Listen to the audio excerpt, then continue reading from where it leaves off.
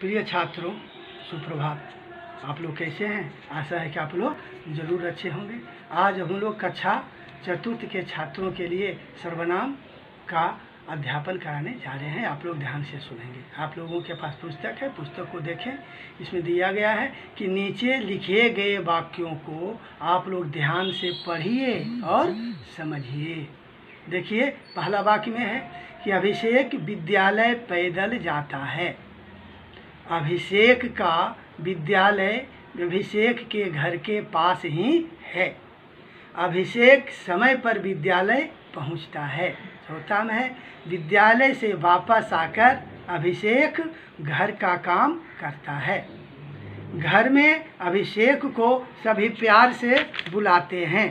इन वाक्यों में अभिषेक शब्द का बार बार प्रयोग किया गया है, जो पढ़ने सुनने में जरा अटपटा जैसा लगता है तथा यह वाक्य की सुंदरता को भी कम कर रहा है। यदि इन वाक्यों को हम इस प्रकार से लिखें तो ये वाक्य सुंदर लगते हैं। जैसे ध्यान से देखेंगे, अभिषेक विद्यालय पैदल जाता है।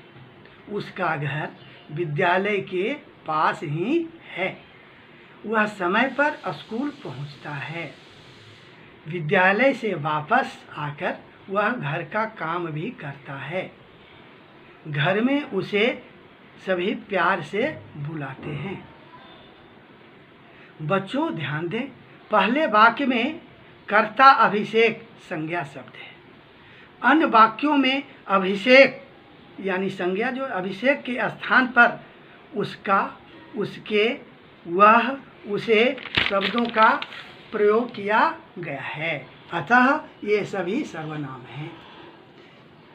कहा जाता है जो शब्द संज्ञा के स्थान पर प्रयुक्त किए जाते हैं उन्हें सर्वनाम कहते हैं। या फिर से बोलेंगे, जो शब्द संज्ञा के स्थान पर प्रयोग किए जाते हैं इन्हें हम सर्वनाम कहते हैं। अन्य सर्वनाम शब्द भी मैं आप लोगों से कह रहा हूँ, सुनेंगे।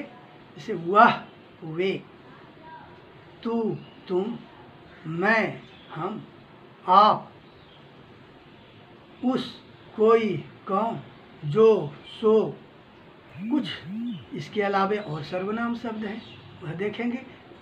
जैसे मैं, मेरा, हम, हमारा, तुम, तुम्हारा, आप, आपका, उनका, उनके, ये, वे, कौन, किन्हें, उन्हें, उनका, ये सब ध्यान देंगे। अब कुछ सर्वनाम के प्रयोग पर हम लोग ध्यान देते हैं। कहा जाता है कि आओ बच्चों देखो सर्वनाम का प्रयोग किन किन स्थितियों में किया जाता है। ध्यान देंगे। सबसे पहला है पुरुषवाचक सर्वनाम। इसको 3 भागों में बांटा गया है ना।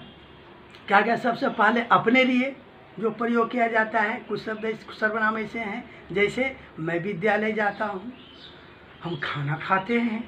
दूसरा होता है सुनने वालों के लिए सर्वनाम शब्द का प्रयोग किया जाता है, जैसे तुम किस विद्यालय में पढ़ते हो, तुम्हारा नाम क्या है, ऐसा प्रयोग करते हैं हम लोग। अब तीसरा में देखेंगे, किसी अन्य व्यक्ति के लिए हम लोग सर्वनाम का प्रयोग करते हैं, जैसे वह मेला देखने जाएगा, वह कौन है, या वह कौन आ रहा है, ऐसा कुछ भी हम लोग कर सकते हैं। ये तीनों पुरुषवाचक सर्वनाम के अंतर्गत आते हैं। अब देखिए चौथा में है किसी निश्चित वस्तु के लिए, जैसे वह मेरा घर है, तुम्हारी पुस्तक है। उसके बाद देखेंगे आगे है 5वां में, किसी अनिश्चित वस्तु के लिए भी सर्वनाम का प्रयोग किया जाता है, जैसे पिताजी बाहर कोई बुला रहा है, दूध में कुछ पड़ा हुआ है। इस वाक्य में कोई और कुछ अनिश्चितता को दर्शा रहे हैं। उसके बाद 6वां में है एक वाक्य को दूसरे वाक्य से जोड़ने के लिए, ध्यान देंगे, इस सर्वनाम का प्रयोग किया जाता है, जैसे जिसकी लाठी उसकी भैंस, जो करेगा सो भरेगा। ध्यान देंगे। सर्वनाम का प्रयोग कुछ विशेष स्थानों में होता है बच्चों, इस पर भी ध्यान देंगे हम लोग। कहते हैं सर्वनाम शब्दों का प्रयोग सभी के लिए समान रूप से किया जाता है, जैसे वह गीत गाता है, वह गीत गाती है। उपर्युक्त वाक्यों में वह सर्वनाम शब्द एक समान है, परंतु वाक्य की क्रिया से उसके लिंग का पता चलता है। पहले वाक्य में वह पुल्लिंग है तथा दूसरे वाक्य में वह स्त्रीलिंग है। संज्ञा की तरह सर्वनाम के भी दो वचन होते हैं, पहला एक वचन और दूसरा बहुवचन। जैसे अपने से बड़ों के लिए हम लोग सदा आप सर्वनाम शब्द का प्रयोग करते हैं, एक वचन में देखेंगे और बहुवचन में, जैसे मैं, हम, यह हम लोग, तुम, आप, वह, वे, यह, ये, तुम का तुम लोग भी होता है, ध्यान देंगे। इसे, इन्हें, मेरा, हमारा, मुझे, हमें, इसका, इनका। बच्चों आप लोग जो है इस सब का प्रयोग ध्यान से सुन लिए सर्वनाम को। आप लोग वीडियो देखने के बाद जो बच्चे सब्सक्राइब नहीं किए हैं वो सब्सक्राइब कृपा कर देंगे, और जो सब्सक्राइब किए हैं वो सिर्फ लाइक करेंगे। आप लोग इसको सोच पुस्तिका में लिखेंगे।